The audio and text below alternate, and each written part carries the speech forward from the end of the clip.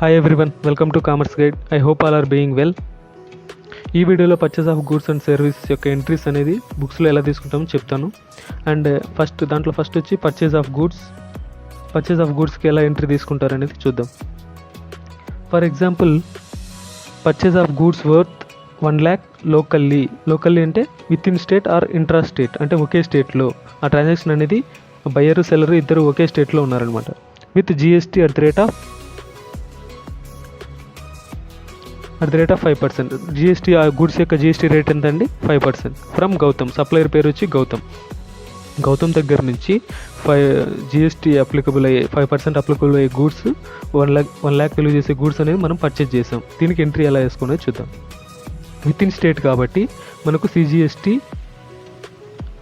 And SGST అనేది applicable అవుతుంది. With in state అంటే ఒకే స్టేట్కి సంబంధించిన ట్రాన్సాక్షన్ కాబట్టి బయ్యర్ అండ్ సెల్లర్ ఇద్దరు ఒకే స్టేట్లో ఉన్నప్పుడు మనకు సిజిఎస్టీ అండ్ ఎస్జిఎస్టీ అప్లికబుల్ అవుతుంది.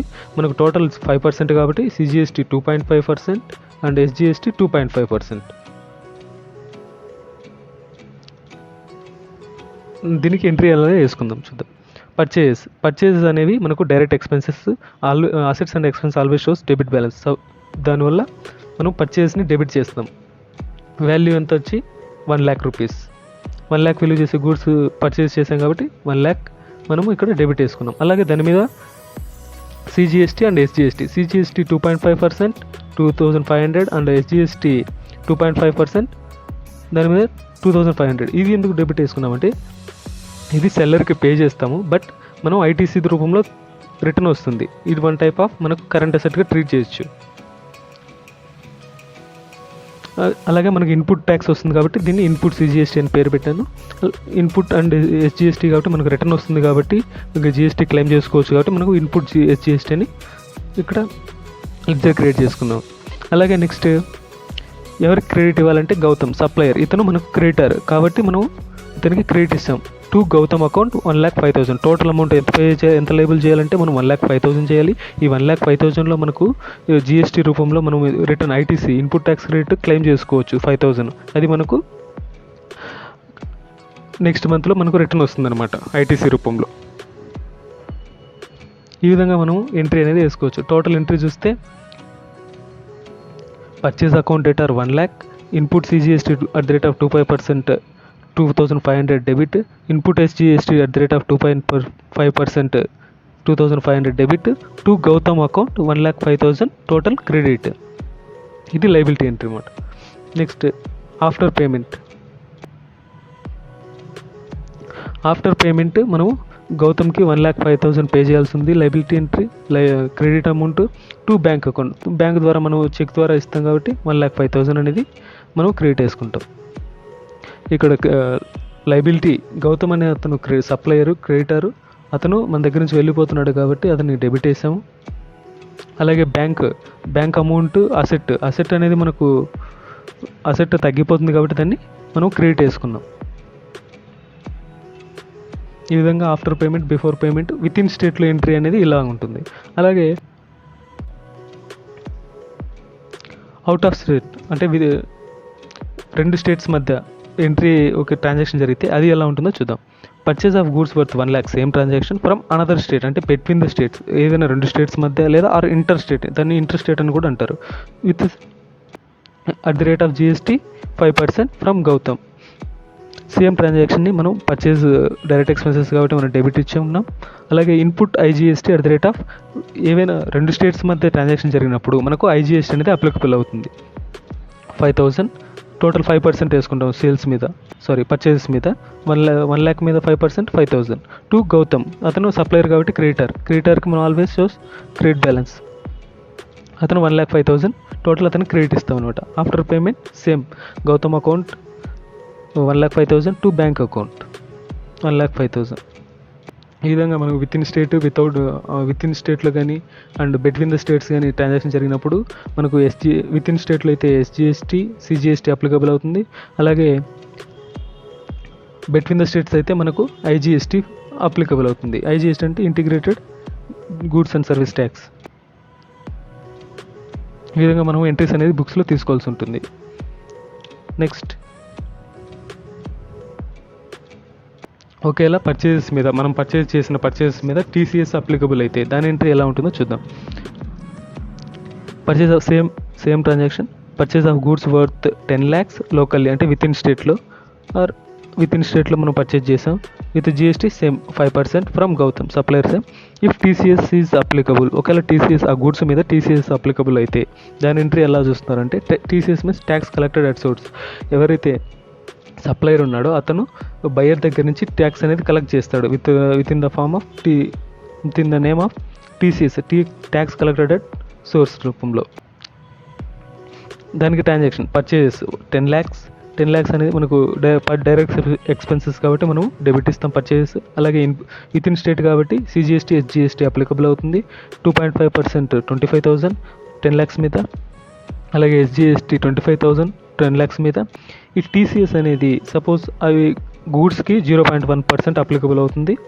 దీని ఈ 0.1% అనేది ఎలా క్యాలిక్యులేట్ చేస్తారంటే టోటల్ అమౌంట్ ఎంతైతే వస్తుందో విత్ సిజిఎస్టీ ఎస్జిఎస్టీ కూడా కలుపుకొని ఎంతైతే అమౌంట్ వస్తుందో దీనికి ఎంత వస్తుందంటే 10,50,000 అనేది అమౌంట్ వస్తుంది టోటల్. ఈ 10,50,000 మీద మనకు 0.1% మనం టీసీఎస్ కలెక్ట్ చేస్తాడనమాట. ఈ గౌతమ్ ఎవరైతే సప్లై చేస్తున్నాడో గూడ్స్ అతను, దానికి అమౌంట్ ఎంత వచ్చిందంటే ఈ 10,50,000 మీద 0.1% వచ్చి 1,050. ఇప్పుడు ఈ టీసీఎస్ రిసీవబుల్ మనం ఎందుకు ఇది డెబిట్ ఇచ్చామంటే టీసీఎస్ రిసీవబుల్ అనేది మనకి ఇన్కమ్, అది సప్లయర్ మన దగ్గర కలెక్ట్ చేసుకుంటాడు, అతను మనకు రిటర్న్ మన రూపంలో అంటే in the name of buyer ఈ టీసీఎస్ అమౌంట్ ఎంతైతే కలెక్ట్ చేశాడో సప్లయరు మనకు మన పాన్ కార్డ్ బేస్ మీద అతను ఇన్కమ్ ట్యాక్స్ డిపార్ట్మెంట్కి పే చేస్తాడనమాట. అది మనకు అదే ఇయర్ ఎండింగ్లో మనము దాన్ని క్లెయిమ్ చేసుకోవచ్చు ఆ టీసీఎస్ రిసీవబుల్ ఎంత అవుతుందో. అందుకు మనం దీన్ని డెబిట్ ఇచ్చామన్నమాట. ఒక one type of current asset రూపంలో. ఇది మళ్ళీ మనకు రిటర్న్ వస్తుంది టు గౌతమ్ అకౌంట్. ఈ గౌతమ్ అనే అతను సప్లయర్ క్రెడిటర్ కాబట్టి టోటల్ ఎంతైతే అమౌంట్ వస్తుందో అంతా టీసీఎస్ కూడా కలుపుకొని మనం అతనికి క్రెడిట్ ఇస్తామన్నమాట. 10,51,050 rupees total. ఒకవేళ ఇదే బిట్వీన్ ద స్టేట్స్ అయితే ఈ అమౌంట్ వచ్చి ఐజీఎస్టీ 50,000 వచ్చేస్తుంది అనమాట డెబిట్. ఈ విధంగా మనము టీసీఎస్ అప్లికబుల్ అయినప్పుడు ఎంట్రీ ఇస్తామన్నమాట. Next after the payment same గౌతమ్కి డెబిట్ ఇస్తాము. లైబిలిటీ తగ్గిపోతుంది కాబట్టి డెబిట్ ఇస్తాం. అలాగే అసెట్ అనేది తగ్గిపోతుంది టు బ్యాంక్ కాబట్టి అసెట్ అనేది తగ్గిపోతుంది కాబట్టి బ్యాంక్ బ్యాలెన్స్, అందుకు దాన్ని క్రెడిట్ ఇచ్చాం. 10,51,050 రూపీస్ అనేది టోటల్ అతని లైబిలిటీ పే చేయాల్సి వస్తుంది. Next purchase returns. ఒకవేళ ఏవైనా డిఫీట్ గూడ్స్ కానీ ఏమైనా కొన్ని డ్యామేజ్డ్ గూడ్స్ కానీ కొన్ని ఉంటే అవి మనం రిటర్న్ చేస్తాం సప్లయర్కి సరిగ్గా లేవని. దానికి ఎంట్రీ ఎలా వేసుకోవాలి?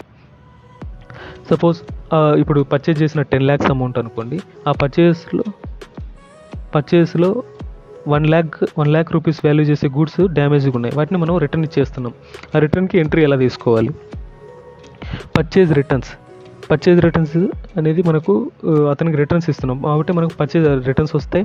ఆ రిటర్న్స్ని మనం డెబిట్ అండ్ ఇంతకుముందు చేసిన పర్చేజ్ని మనం డెబిట్ ఇచ్చాం. ఆ పర్చేజ్లో మనం రిటర్న్ ఇస్తున్నాం కాబట్టి ఆ పర్చేజెస్ని మనం క్రెడిట్ ఇస్తున్నాం అనమాట 1 lakh రూపీస్. ఎందుకంటే ఎక్స్పెన్సెస్ని మనకి ఎంతైతే డైరెక్ట్ ఎక్స్పెన్సెస్ ఉన్నా ఎక్స్పెన్సెస్ని తగ్గించేసినాం కాబట్టి 1 lakh రూపీస్ మనము క్రెడిట్ ఇచ్చాం పర్చేజ్ రూపంలో. పర్చేజ్ రిటర్న్స్ అనేది మనకు అరేంజ్ అవుతాయి.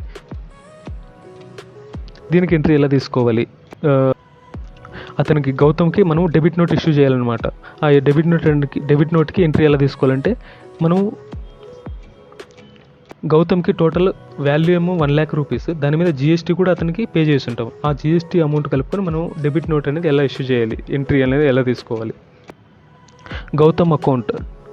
ఈ క్రెడిటర్ని యాక్చువల్గా గౌతమ్ అనే అతను మన క్రెడిటర్, ఆ క్రెడిటర్ అమౌంట్ మనం రిటర్న్స్ అతని దగ్గర తీసుకున్న గూడ్స్ మనం రిటర్న్ ఇస్తున్నాం కాబట్టి ఆ అమౌంట్తో ఎంతైతే అమౌంట్ ఉందో దాని మీద ఎంతైతే జిఎస్టీ ఉందో అది అతనికి మనకు లైబిలిటీ నుంచి తగ్గిపోతుంది అనమాట. అందుకు మనము గౌతమ్ అకౌంట్ని డెబిట్ ఇస్తాము. ఎంతైతే అమౌంట్ వచ్చింది 1,50,000, ఇది 1,05,000. ఈ అమౌంట్ ఎలా వచ్చిందో చెప్తాను.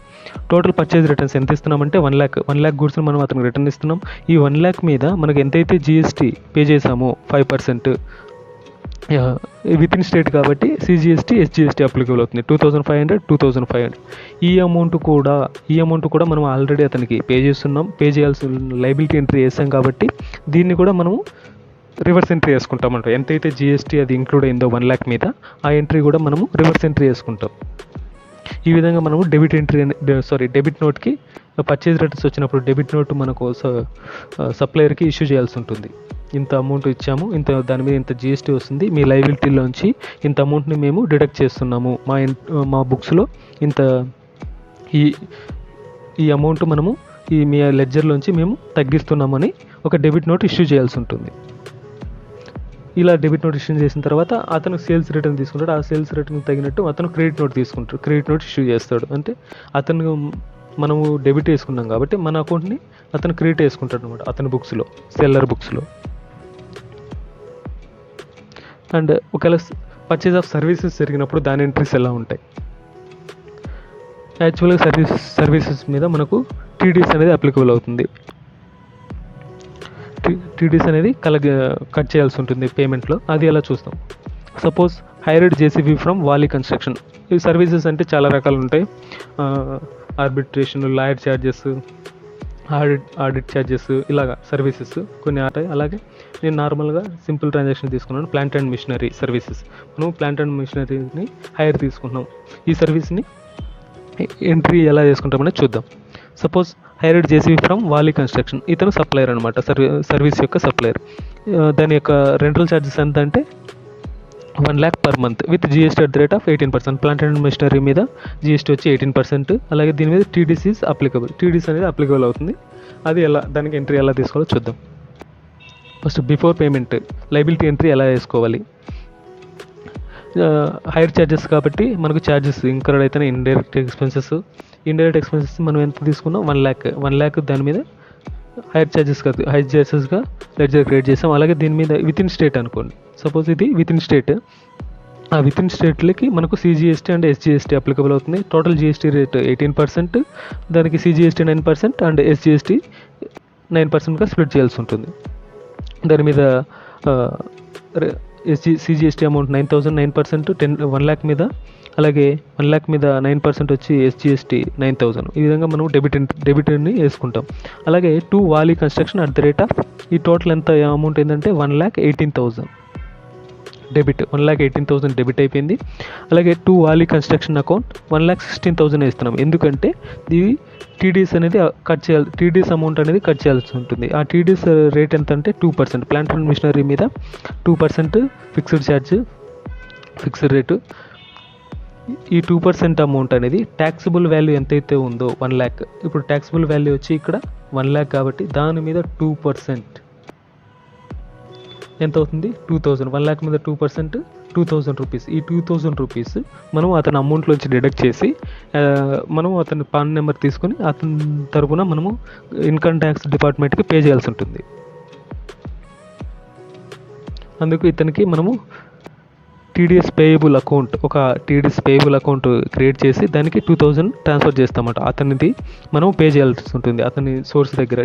టీడీఎస్ అంటే ట్యాక్స్ డిడక్టెడ్ సోర్స్. ఈ విధంగా మనము జిఎస్టీస్ అండ్ టీడీఎస్ ఎంట్రీస్ అనేది వేయాల్సి ఉంటుంది ఒక పర్చేజ్ ఆఫ్ సర్వీసెస్లో.